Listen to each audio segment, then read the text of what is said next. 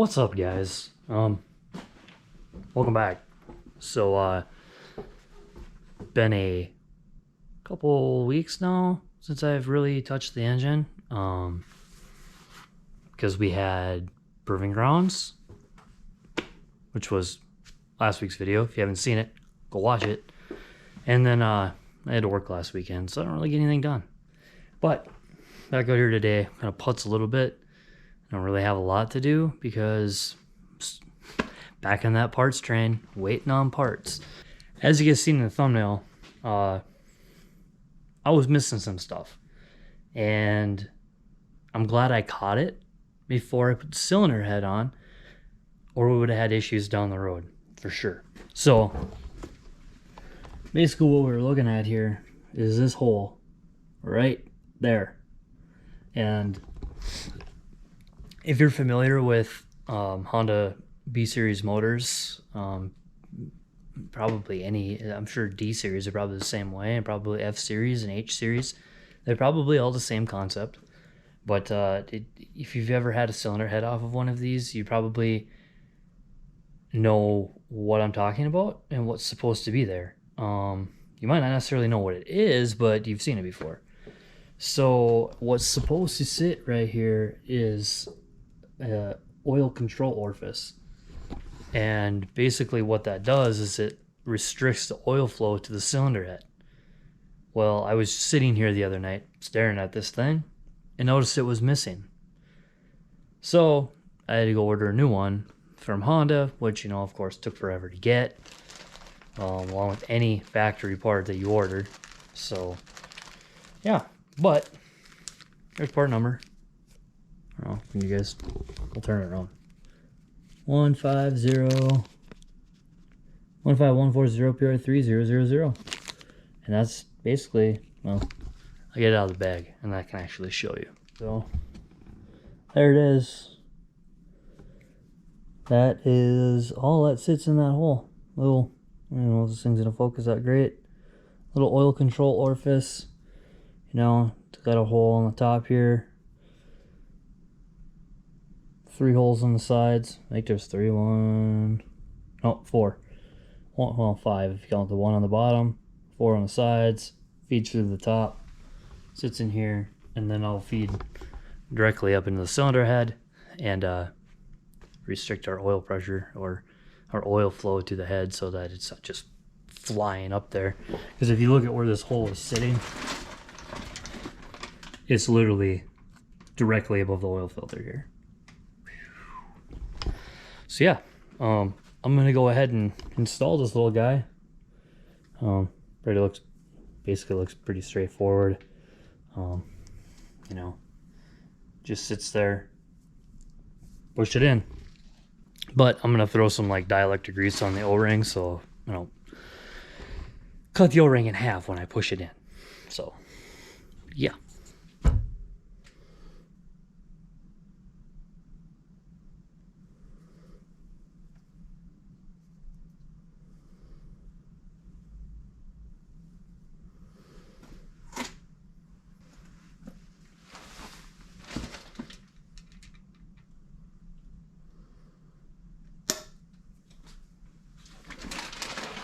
And pow! There we go. It's in there. That's flush. Man, I don't even know. I read a forum on Honda Tech or whatever it was, a thread, and this kid was having all kinds of issues putting that thing back in with a new O-ring on it. I'm guessing he's bought the wrong size O-ring. He should have ordered the factory one because that thing just popped right in there. No, nothing to it. Which I figured that's how it was going to be. But, you know, first time. Anyways, moving on. Really, some more updates, I guess, on the motor. This is going to be coming back off, I think. I believe I'm going to be pulling the pan again. The oil pickup, the oil strainer that's in there, I just, you know, after I got it put on, sitting around thinking of all that crap that I picked out of it, and I'm just like, I'm just going to get a new one. So I actually ordered that part 3 times now. First time, I ordered it through Acura. And I thought it was on the way. Ordered it online. And no. They canceled my order for some reason without explanation. And refunded me my money. So that didn't work. So then I tried to order for a B16 from the local Honda dealership. It was on back order. I'm like, that's fine, whatever. Just let's get it ordered. And then I went to go pick up the rest of the parts that I ordered, and then they told me, well, we'll have to credit you back because Honda no longer makes that part. I'm like, well, that figures. So in a last-ditch effort, I called the nearest Acura dealer to my house. And he said he can order it, but it's on back order. But, fingers crossed, he hasn't called me back yet to tell me that he can't get it in. So we're waiting for that. Until that shows up, we'll just leave it together the way it is, but I don't know. Hopefully it shows up soon so I can just rotate the block back over, pull the pan, and just get the new one put in there. But if it doesn't show up, I might just have to press on and get the cylinder head on this thing, and then just drop the pan from the bottom and do it upside down. I don't know. Worry about that later. There's other things that need to be done before the cylinder head can even go on. One of them being I have to install these O-rings. I've never installed O-rings before. Been watching videos on it. Seems pretty straightforward for the most part. I actually went ahead and bought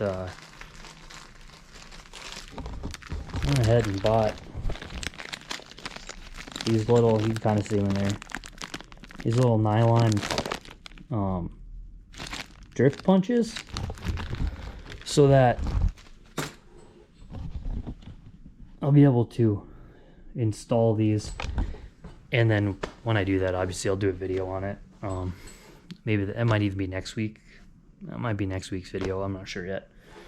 We'll see what happens. But that needs to get done before I can put the cylinder head on and whatnot. I need to get those O-rings installed. And we'll go over more of that when I actually do it. Other than that, I also ordered for this here the coolant crossover pipe. We would be putting this on today, but the O-rings unfortunately won't be here till tomorrow. But I did get those, are on the way. I have a new thermostat already, so I'll be able to swap that out, and then we'll be able to get that run across the back of the block. My new tensioners here. I got the crank sprocket. I got the little, I don't know if you guys even know B-Series that well, but there's a plate down here that your crank position sensor bolts to. I didn't have it, so I ordered that. I have that. You know, and back here, I need to get this installed on the block for the oil filter, because I am not running the factory oil cooler that this GSR motor came with. There's no reason running oil cooler on a drag car like this. At least personally, I don't think there is, because you're not running the car long enough to really worry about it. So, yeah, that's pretty much all I got. Maybe put this oil filter adapter in quick, and yeah, this video's gonna be pretty short this week because I didn't really have a lot planned, and I'd worked on the fuel tank, but the vise is still broken, and got parts down here for it, and I'm still debating, do I try to fix this old thing or just go buy a new one and take that one to the scrap dumpster. So there's that as well. But yeah.